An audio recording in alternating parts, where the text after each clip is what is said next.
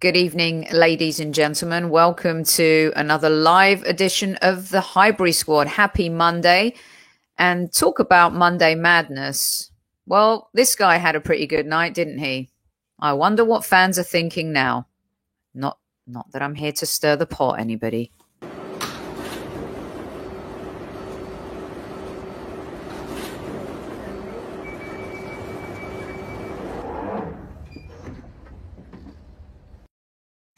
Good evening, boys and girls, and welcome to another Highbury Squad. It's Monday. I'm still awake. I'm trying to gather myself. Needed a few minutes to cool off after that match. What an insane 2 nights of football. It has been sensational. Tournament always comes to life in the knockout stages.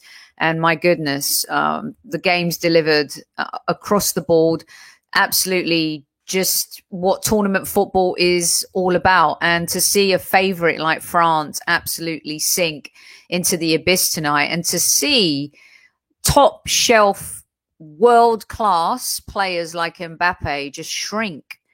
I mean, Griezmann shrank.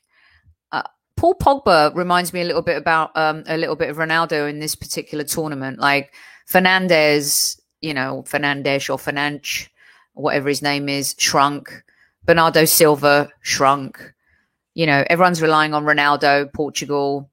It's just the way it is. And Pogba was the star of France. The dude tried to do it all on his own and he couldn't in the end. And my goodness, I had France winning the whole thing. Who didn't have France winning the whole thing? Madness. Thanks, Rich. Good evening, squaddies. How are you doing? This is perfectly summing it up. How about that day of entertainment? Holy cow. This is where I love all the sarcasm kicking in as well. I had a go at the club for, saying to Xhaka earlier today, good luck or whatever. And I'm thinking, well, if he wants to go and his foot's halfway out the door, why are we promoting players who really don't want to be at the club? And maybe that was a little bitter on my end, perhaps a little harsh. But as you guys know, I've always been there for Xhaka. I've defended him many, many times on this show, and even stood by him with the, throwing the shirt down at the Emirates when he was captain. And, tonight, again, an example of something that I kind of wanted to mention to you guys. I know it's madness, the top 5 talking points I may have had are going out the window. Look how Pogba plays for United. Look how Xhaka plays for Arsenal. I mean, I think Pogba has better moments, of course, for United than Xhaka has had for Arsenal. But look how they shine for their country when they're playing with players, or they're playing confidently on a system, or just, surrounded by like-mindedness. If you care. I mean, Xhaka's captain of Switzerland. You don't become captain of your national team for no reason. Paul Pogba has by far been the best French player. Call me crazy. And I'm not saying we're going to hold on to him, and there's going to be a lot of sentiment and craziness that, don't let Xhaka go, and all the people that have been hating on him for so long will be like, oh, he was class, he was this, he was that. You know what we've just done? And then I tweeted back to Arsenal saying, now's the time to tweet about Xhaka. That pass was indicative of the type of player he is. And I think a lot of us agree that the price tag that Roma were willing to pay, and what we had him even evaluated at, was cheap. And so why not? This is good.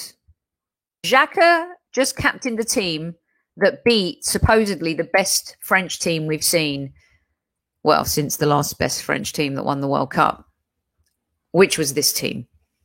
They have underperformed. They failed at the highest level. Their manager switched things up. I was talking to our guest, Oliver Wilson, and he said, like, why is he switching things up at this stage in this game? He didn't get the best out of his players. And Switzerland were down 3-1 with 80 or 81 minutes to go. You guys, remind me. 3-1 down. And they took it to extra time. They grinded out extra time and got to penalties. And in the end, the supposed best player in the world, or the heir apparent to Ronaldo and Messi, and, standing alongside Neymar, Kylian Mbappe, who absolutely was a superstar at the last World Cup, misses a penalty. You can't write this stuff. I actually tweeted you guys during the game, and this is why there should be a moratorium on your thought process before you actually tweet something. I said, it baffles me how some people want to see Switzerland beat France. Who wants to see more Shaqiri when you can have more Benzema? Wow. Bite my tongue, right? Bite my tongue, big time. I want to get your thoughts. Good evening to all 100 of you in live chat right now. I know it's a lot to ask to come on after a night like that. My goodness, I need to lay down. I need a break. I need a drink. I need one of those towels, like in Below Deck, where the guests arrive and you get a nice, wet towel. You arrive at a nice resort. You know what I'm talking about, the champagne on deck and all that jazz. And yes, I just did reveal that one of my guilty pleasures is watching Below Deck Mediterranean. We all have flaws, and this could be, you could call it a flaw, but it's definitely a guilty pleasure. You want more Shaqiri? Well, you're going to get Shaqiri. It's a hot towel. Thank you, Martin, not a wet towel. Jeez, I know, I'm tired. I mean, seriously, that game just wiped out. I don't even know what I was going to talk to you guys about. I know it's on the description of the show, but let me know what you guys think. Below Deck is amazing TV. I can't wait for the second episode tonight. I know there are some people who are excited. Love Island's on, and it clashed with the extra time of the France-Switzerland game. I've never been into the Love Island thing. I just feel like it's a non-stop Instagram post of people on holiday drinking pina coladas, kind of like that. There's nothing wrong with that, by the way, but it just goes on and on and on. If you're going to watch a show like that, I think like The Bachelor or The Bachelorette, although that's rubbish now too. So anyway, let's get back to the football. You got Denmark and you've got the Czech Republic. Remember, we had Christian on the show on Friday, and I think we were his lucky charm. He's going to come back before the quarterfinals, no doubt about that. My England could end up meeting Denmark in the semi-final, which is going to be really interesting. Denmark, we've said they've got that 92 vibe about them, a little bit of magic, but they absolutely annihilated Wales, absolutely wiped the floor with them. Wales were completely beaten fairly, squarely. They were terrible. Bale was terrible. Ramsey was terrible. I feel for players like Daniel James, because he's always substituted, and you can never substitute Bale.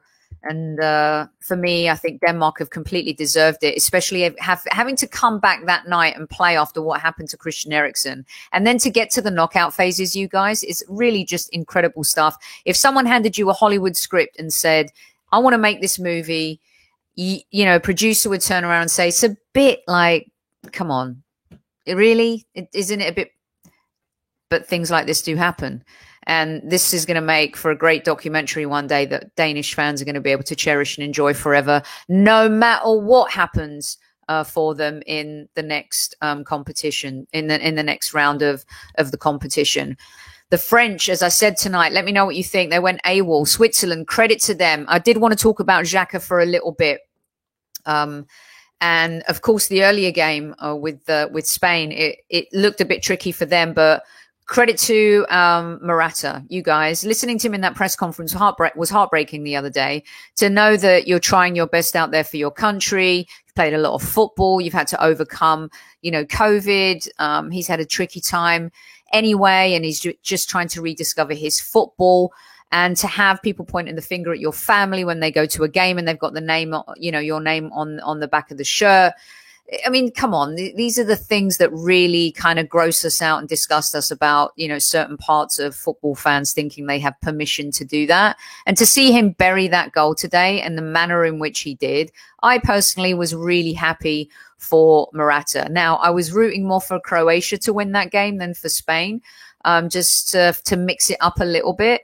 But the Swiss helped us mix it up tonight, no doubt about that. Everyone was predicting a France Spain quarterfinal, and there's nothing more perfect than getting, these experts and pundits wrong. No one gave the Swiss a chance. I've seen my nation, Greece, kind of be continually questioned. They win one game, oh, they can't do it again. They win another game, but they're not. Same with Leicester in the Premier League, right? Oh, they can't keep going on like this, can they? Well, they did. I'm going to take a breather.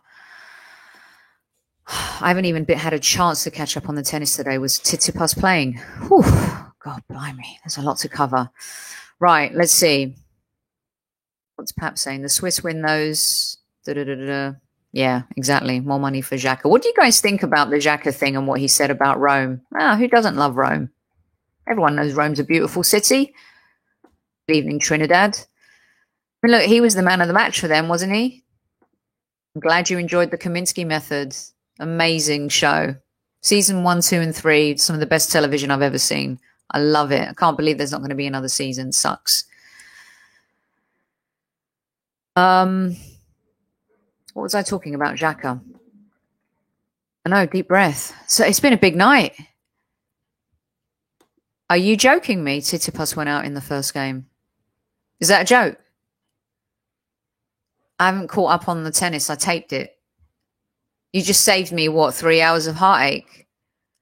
Holy cow. Not only is it the eve of England versus Germany and I'm already a bag of nerves, but I just was told that Tsitsipas is out of the first round of Wimbledon. Blimey. This sucks, doesn't it? Okay, let's talk about Xhaka. I don't think it changed anyone's mind, does it, about whether or not he stays or goes? I think we're all in agreement that it's time for Xhaka to move on. It's time for the team to move forward. I think, a tournament is going to add value to players, even players we might be interested in. We think they might cost X. After the tournament, they could cost Y.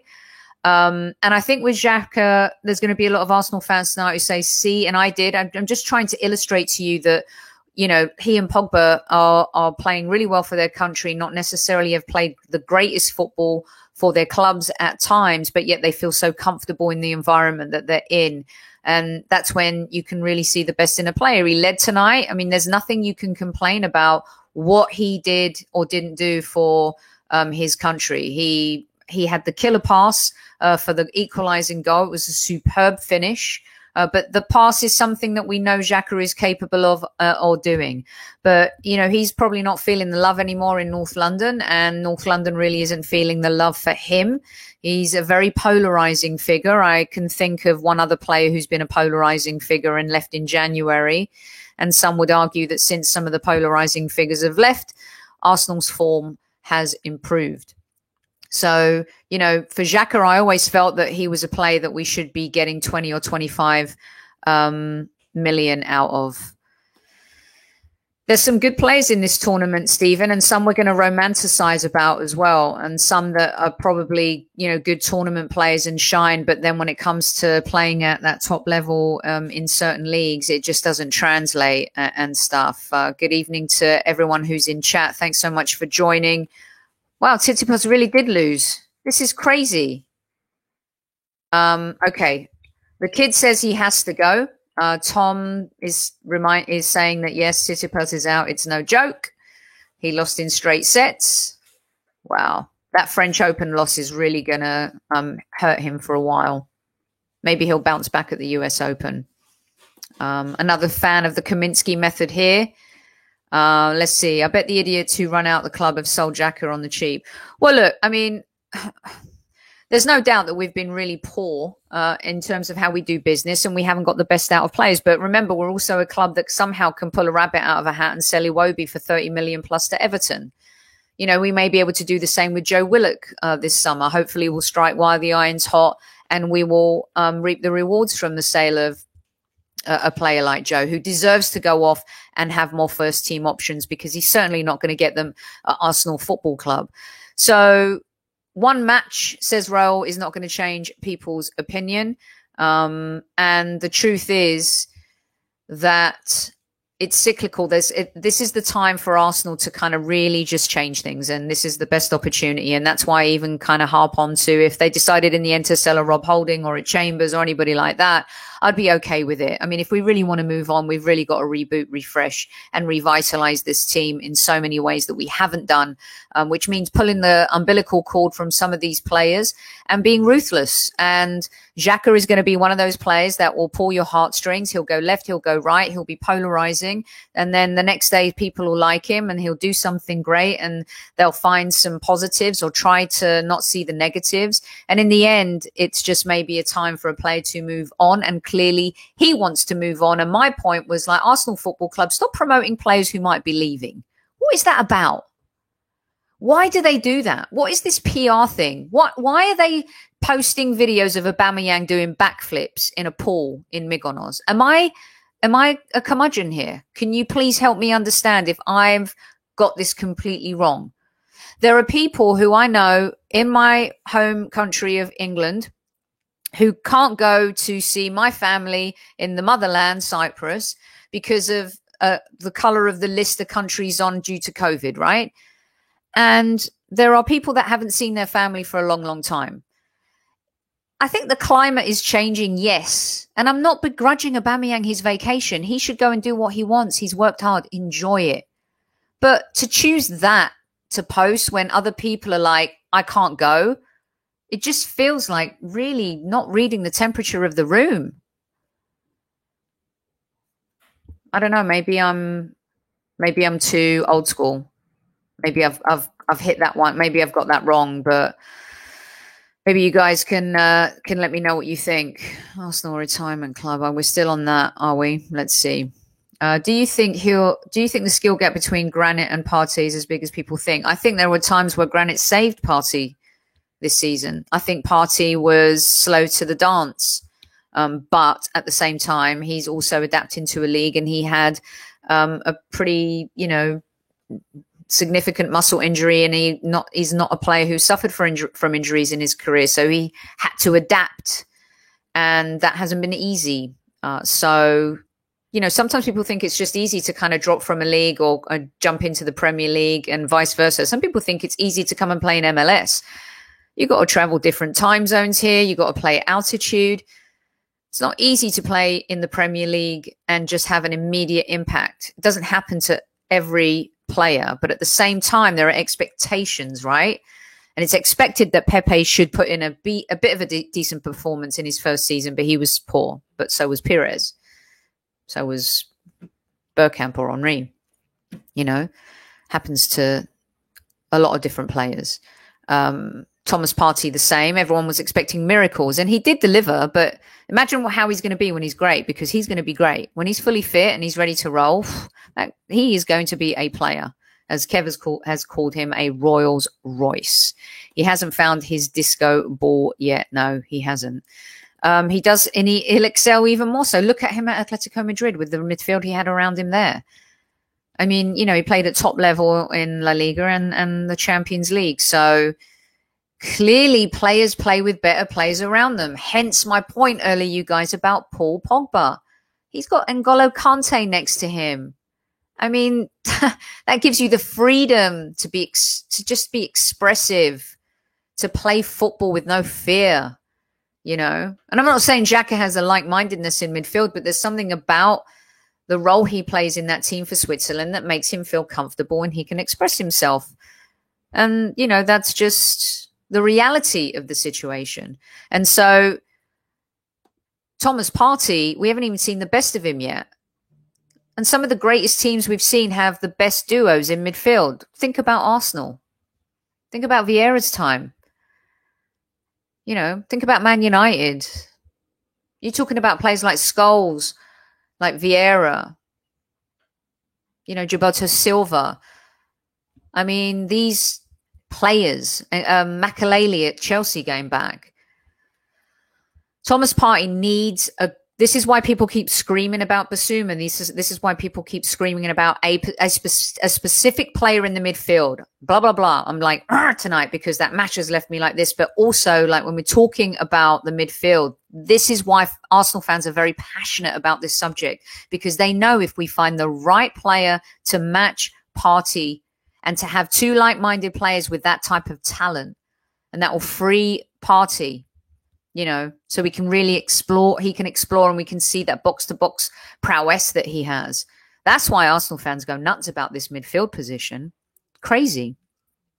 Thank you, Jermaine. Please hit the like button if you love Saka and think he should start for Germany tomorrow. How about we talk about this for just a second? And everyone was impressed with Renato Sanchez, and they were also 4 years ago. He fell flat, and credit to him, he's come back, had a tremendous season at Lille, and now he's ready to roll again. And there will be a suitor, because you know why? Lille are more than happy to sell. And being consistent, but so can any player at any given time, right? Every signing is a risk. I'm not going to have a go at Renato Sanchez, but he did, and he's back now, which shows you a lot about his character as well, to be honest. Let's talk about Saka. Can you believe, is he though, Darren?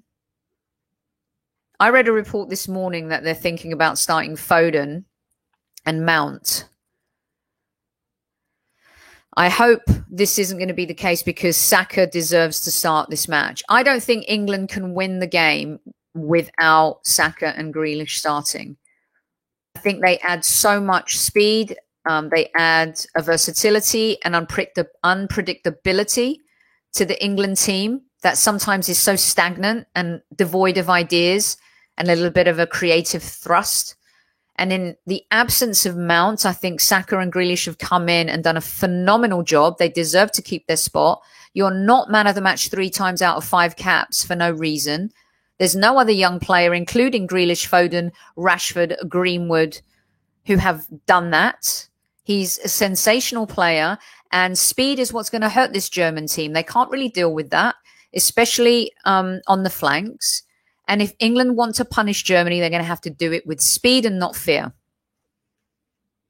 Now, of course, Germany are going to come and play like the World Cup champion type of Germany against England tomorrow night. There's no doubt about that in my mind. Kai Havertz is on a high, and it seems like they found their footing again in this competition after being so poor universally for 3 or 4 seasons. You can even ask German football experts about that. And this is why Southgate needs to be a little bit bold and play Saka and not fear, and play Grealish. And he's got 5 substitutes to change things up. But if you're going to start fast. Don't chase the game against the Germans. Start fast and get a couple of goals. And then the game changes. It's very different being 2-0. Look what's happened to France. They go 3-1 up, 80 minutes to go, and somehow the Swiss find their way back. And it seemed like Deschamps failed to manage the game in that last 10 minutes. He's got so many weapons as well. By the way, my boy Marcus Thuram, who I'd love at Arsenal, he took a pretty good penalty, didn't he? Came in for a young guy, pretty smooth, buried it. Yes, Tom, 100% we need speed. Look at the Hungary. Exactly. That, and they really suffered in that game. I want to just see Saka. I don't care who he plays against. Got to see him. I mean, a lot of people are going to question that, Taib. I hope he doesn't play too defensive. Pap says Saka will start because if he's going to help that left side defending. Yes, that's true. But also from that, he does offer the offensive tone and speed that England need, and that can hurt Germany. Telling you, especially through the middle, this German team is there to be had. I can see this going to penalties. Oh my gosh. I really can see this match against the Germans going to penalties. It's typical that this would be the case and that this would happen. I don't think this is kind of meeting Germany at a time where they're weak or whatever. This is like a fierce rivalry. It's Tottenham Arsenal. It's Celtic Rangers. It's Man United Liverpool. It is the tie of the last 16. I mean, it really is. And I hope it lives up to the games tonight, because it will be an absolute thriller. And, England are going to suffer in this game, and England fans are going to suffer during this game. And I can totally see it going to penalties. But Matty K, that's very confident, but we'll only smash them if Southgate... tell me what team's going to smash them 4-1. Put your team up for me so I can see it. I'm not jinxing it. I'm actually not saying that we're going to win at all. I actually not feeling it. So I think that's better, isn't it? That I'm not feeling it than coming on here and saying, oh, yeah, we're going to win. And I don't know. I don't trust what he's going to do tomorrow. I think he's going to bottle it and play it really safe when against this German team. I think you should go for it early, get a couple goals early. You know, put them under the cosh instead of having to chase the game against the German team that really, when they get in that mood and they get in that groove, you know, it's hard to get the ball off them. And I don't care what form you're in, but when it comes to tournament football, especially, they're tough to break down, especially when it comes to playing England. So we'll talk about it tomorrow night after the match and we'll see how it goes. For now, I'm not going to make a prediction. Should I make a prediction or not? I think I should. I make predictions about Arsenal all the time, don't I? I think it's going to be 2-2 at full time. And then I think England will get rid of all the demons when it comes to penalties against the Germans. And England will prevail on penalties. And there will be a new hero in town. And I'm not sure if it's going to be Harry Kane. But I think a player that we love might have a say in what happens in that match, which is why England will win on penalties too. So England win on penalties. I'm not wussing out. How about that? Lone Star says 3-1, it's coming home. Steddon says 3-1. If he plays it safe, England will struggle. Pickford, yeah. I mean, it's a case of them maybe missing it too, like Gareth Bale did, versus Pickford having to make a wonder save. And everyone needs to stop picking on Pickford. He's had a decent tournament, poor guy. Sometimes I hear some of the stuff Lee Dixon's been saying about him from my Evertonian mates, and it's like, come on, credit where credit's due, criticism where criticism's due, right? I don't think he's put a foot wrong now. Maybe that's because he hasn't been asked many questions, but how many goals have been scored against England in this tournament? I rest my case. Taib says 3-2 to Germany. Sancho hat-trick, says Tom. Johnny Boy will take a boring 1-0. Pap says 2-1 to England. Jermaine thinks he's going to go with Mount, Foden, leave Saka out. Hope he doesn't. Martin says 3-3 extra time. Yeah, but then someone's got to win. Martin, doesn't end like that. Stephen Foot says England to win it in extra time. You English fans in your dreamland. This is what we do. This is what we do. We dream. Okay. I've tried to act so apathetic towards England's games in this competition. You know, you can ask Vinny and Vespa. So nonchalant. Like, if I don't, they're going to break my heart anyway. That kind of attitude. And so far it's worked. So I hear what you're saying, Arnie. And yes, the whole dreamland thing and it's coming home and all that jazz. But listen, without dreams, what is life? It's boring. It's uninteresting. I mean, look at us Arsenal fans. We dream every season that this is going to be the year we're going to be competitive in the Premier League again. That this is going to be the year that we'll get back and we'll actually be able to compete at a high level consistently. And then it doesn't happen. But that's what we do. And we keep believing and then we dream on and on and on. Okay, Johnny Boy, Saka has to start, but I have a feeling he won't. Well, let's hope that's not the case. Saka deserves to start. I think we all agree about that.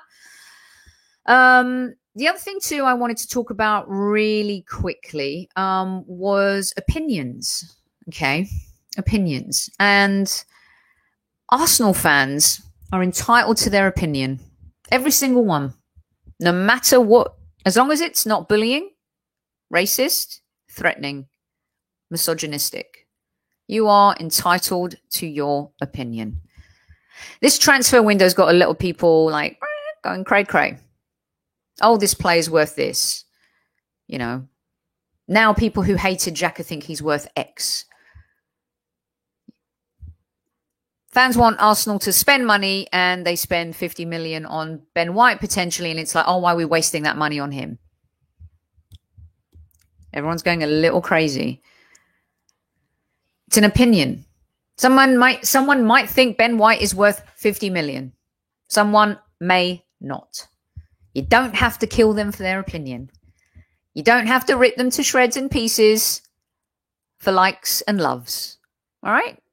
Everyone is entitled to their own opinion. And as Arsenal fans, I think we've become, yes, we can be critical, we can be opinionated, but sometimes I think we're a little bit judgmental of each other. And it gets a little crazy.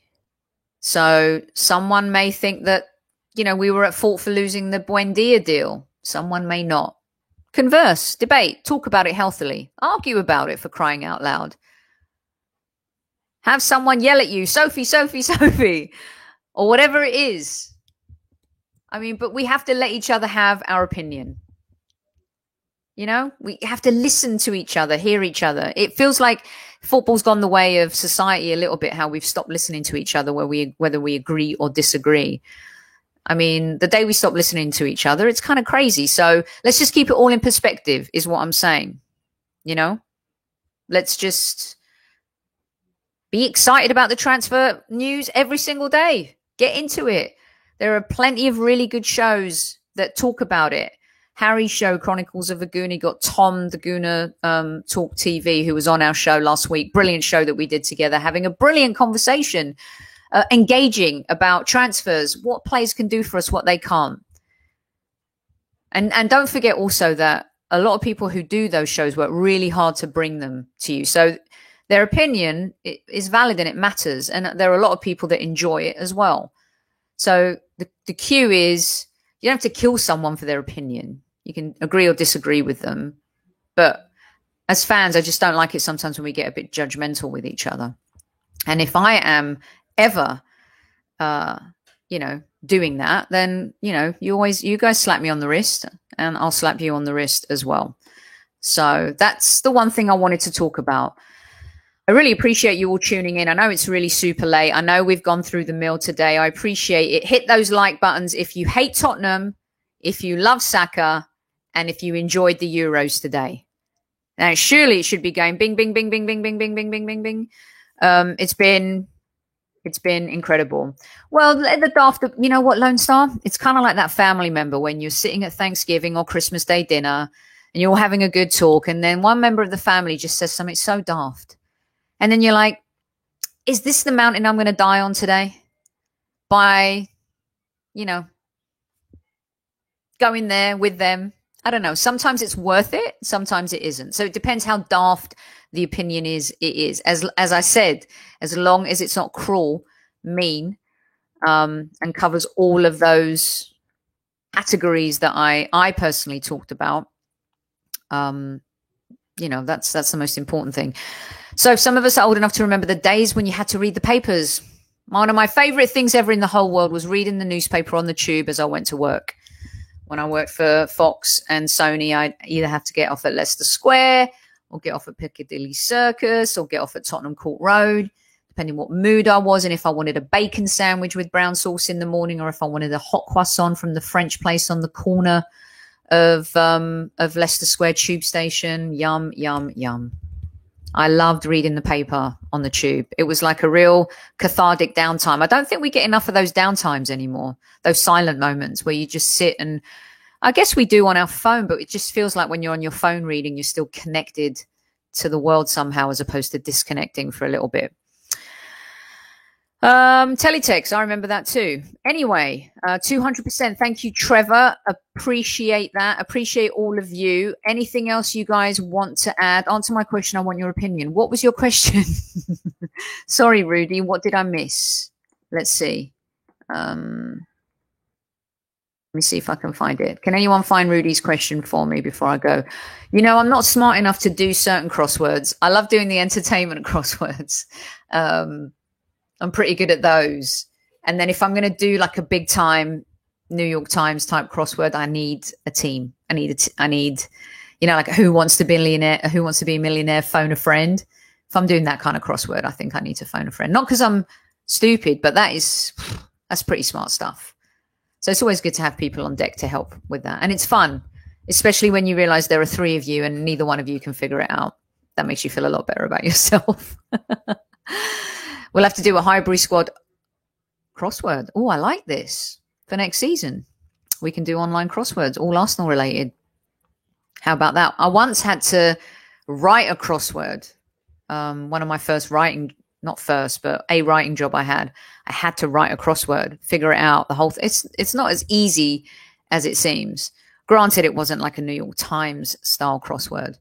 It was actually about a film. So Xhaka, I think, is worth 25 million minimum, MK. What do you guys think? You can get 15%. Absolutely. Send it to me in an email. Don't forget, the show is sponsored by our really good friends at Football Prizes. Go to footballprizes.co.uk for Arsenal memorabilia and also other stuff. Pretty cool swag. Lots of teams. Right. I think that's it for tonight. We've talked Xhaka. We've talked the Euros. The tournaments come to life. The French just absolutely... I will never tweet like... I'm going to think before I tweet. Who needs to think before they tweet? Hold your hands up. Only when it comes to getting too excited about things. Like 3-1 up, I'm thinking, the Swiss are dead. They're gone. They're finished. Come on. How are they going to recover from this? And they do it with 10 minutes left. I wax lyrical about Pogba. He's been the player of the tournament. He scores an amazing goal. Now they're out in the round of 16. Crazy. And changing your tactics in that game at that time. What was he thinking? It was a total Pep Guardiola move. It was a total Arteta move. Too smart for his own good. You got all those players, you got that team. You know, you don't even need to worry so much about the back because the front will do the trick for you. Look, they scored 3 goals and they concede 3. You can't win a tournament doing that, especially against Switzerland. I like to see big teams in the tournament personally. I love that Denmark are through. I love that the Czech Republic are through. And now to have that David Goliath type of thing, you know, I love to see a Germany or I'm talking about recent World Cup winners, a Germany, a France in there, you know, Spain. The French couldn't hold up their end of the bargain. They could not. Right. He did. He created a lot of chances. He had a really, really good tournament and unfortunately did not last as long as it should have. Okay, so let me make sure that I've ticked everything off the agenda. We talked about Xhaka. We talked about the Euros. We talked about the games tonight being exciting. We did a little smidgen of England versus Germany because we're going to talk about that a lot more after the game tomorrow night. I'll either be crying or just maybe as nonchalant as I am. I've like I said, I've built up this wall of apathy, and it's a defense mechanism because, you know, it's Germany. So that's how we operate. And then we've talked a little bit about the fact that, you know, we can have opinions. Oh, and sounds like Vespa just maybe had a little accident as well. So you've had it all tonight. Thank you so much for tuning in. Thank you so much for listening. We'll be back tomorrow. I think we have a super special guest coming on Wednesday, but I will let you know a little bit more about that in the coming days. Kevin will also be back this week. We'll be talking Arsenal women this week too. There's some big news, of course, over at Arsenal. New manager, the close of the development centre. We'll be getting stuck into those stories, as well as, of course, bringing you more of the Euros and some more announcement for our Fambassador series for 2021 as well. So, as Stephen says, hit that like button on the way out. I am supporting Denmark 100%. They are my team. Normal pre-match behavior, absolutely. I will maybe have a Bloody Mary tomorrow morning for a big game. That always seems to be a good tonic, especially. Any good Cypriot players out there? We can talk about that on a totally different show. Maybe more Greek players. Oh, hold on a second. You mean like Dinos Mavropanos? We'll talk about that another night as well. In the meantime, listen, have a good night, you guys. Thank you so much for joining me. Come back tomorrow. We'll be talking England v Germany after the game. I will be here. Win, lose, or there's no draw. Win or lose, I will be here. And I appreciate each and every one of you. And until then, have a fantastic night. Be safe, no matter where in the world you might be. Thank you for joining me. Good night.